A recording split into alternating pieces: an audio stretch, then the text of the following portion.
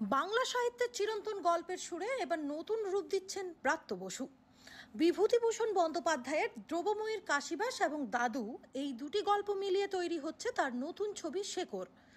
সাহিত্যের মাটিতে আধুনিকতার স্পর্শে ফুটে উঠবে ভালোবাসার সম্পর্ক আর মানবিকতার এক অনবদ্য কাহিনী।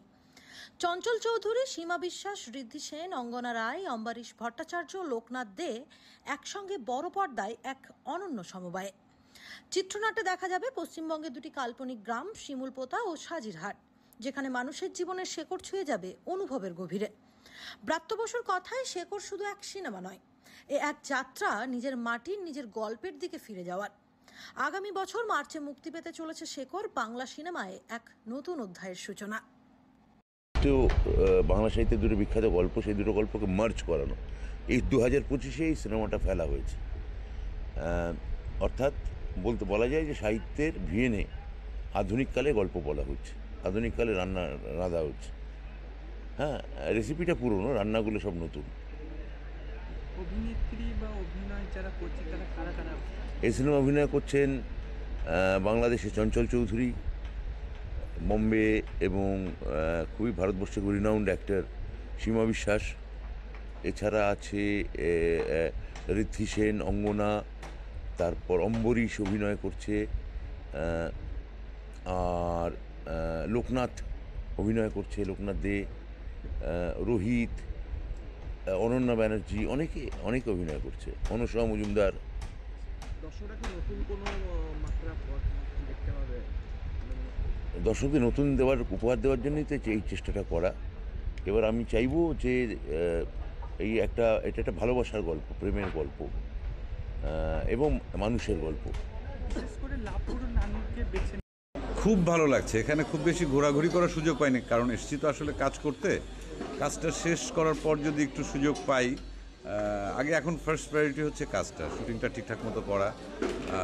আর যে চরিত্রের মধ্যে একবার ঢুকলে পরে তখন ওই চরিত্রেই একদম বুঁদ হয়ে থাকতে ইচ্ছে করে, অন্য কিছু ভাবতে ইচ্ছা করে না। তবে যতটুকু দেখছি, যাওয়া আসার পথে হোটেল থেকে এই শুটিং স্পটে আসছি বা আবার যখন ফিরে যাচ্ছি, দিন রাত মিলিয়ে রাস্তাঘাট, মাঠ, সব কিছু খুবই ভালো লাগছে।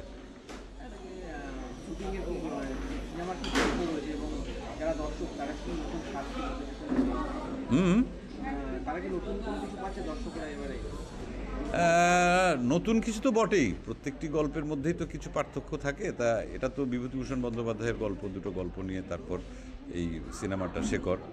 তা যে জীবনটা এখানে মানুষ দেখতে পারবেন, দর্শকরা দেখতে পারবেন, এটা নিশ্চয়ই এর মধ্যে কিছু ঘটনা বলি, দুর্ঘটনা বলি বা বহমান জীবন বলি, সেটার মধ্যে তো অবশ্যই নতুনত্ব কিছু আছেই। আবার সেই সাথে পরিচিত কিছু জায়গা, পরিচিত যদি কারো স্মৃতি থাকে গ্রামের বা এই জীবনযাপন, এগুলো সব কিছু মিলেই ভালো লাগবে দর্শকের। ছবিটা প্রথম কথা একটা খুব মিষ্টি একটা গল্প আছে। গল্প আমাদের বাংলা ছবির ক্ষেত্রে গল্প অনেক সময়ই হয় যে অনেক কিছু হয় কিন্তু গল্পটা কোথাও মিসিং হয়ে যায়। এই ছবির ক্ষেত্রে গল্প গল্প এবং স্ক্রিপ্ট একটা খুব স্ট্রং জায়গা, সেইটা খুব ভালো। অরিজিনাল গল্পটা যেহেতু বিভূতিভূষণের, সেটা একটা পাওনা আছে দর্শকদের কাছে। এছাড়া এই ছবিতে অনেক ভালো অভিনেতা আছে, থিয়েটারের অভিনেতা এবং সিনেমার অভিনেতা রয়েছে। আমার কাছে যেরকম পাওনা হচ্ছে চঞ্চল চৌধুরী এবং সীমা বিশ্বাস, এই দুজনের অভিনয়। এছাড়া বাকি যারা আমাদের কলকাতার অভিনেতা অভিনেত্রীরা রয়েছেন, তাদের সাথে আমি কাজ করেছি, কিন্তু এনাদের দুজনের সাথে আমি কাজ করিনি। সেই জন্য আমার কাছে এটা খুব একটা বড় পাওনা। এবং এনারা মানুষ হিসেবে এত ভালো এবং এনাদের সাথে কাজ করতে এত কমফর্টেবল, ভালো লাগছে, সেটা আমার কাছে একটা বড় পাওয়া।